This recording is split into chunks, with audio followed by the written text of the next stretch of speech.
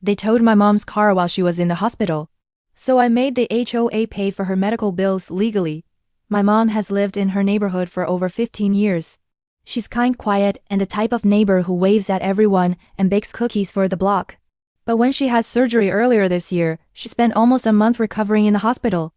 During that time, her car sat parked in front of her house, same place it had always been, perfectly legal, perfectly fine, or so we thought.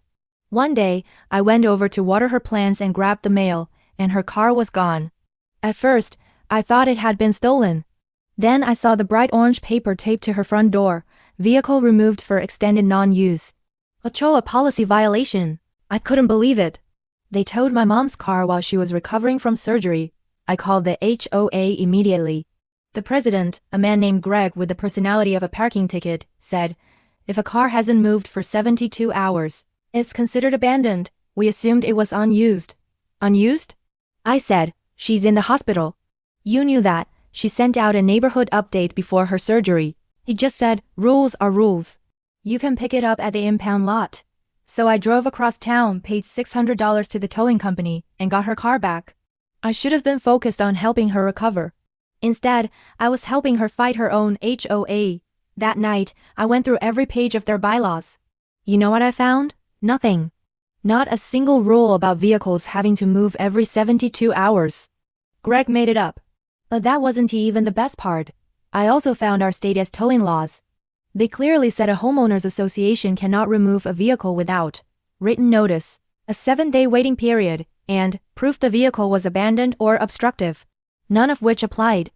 So I gathered everything, hospital records, the towing invoice, and that smug violation letter, and filed a formal complaint with the State Attorney General's office and the Department of Consumer Affairs. A month later, an investigator came knocking on the HOA's door. Turns out, the towing company had been working directly under Greg's orders, and this wasn't their first illegal tow.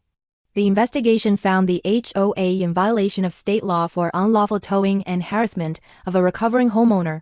They were fined $7,500. My mom got a full reimbursement for her towing costs plus $4,000 in damages. Greg resigned a week later, claiming personal reasons. When the settlement check came in, Mom just smiled and said, "I guess karma pays better than insurance." She used that money to finish her physical therapy and plant a small garden by her driveway, the same driveway where her car proudly sits now.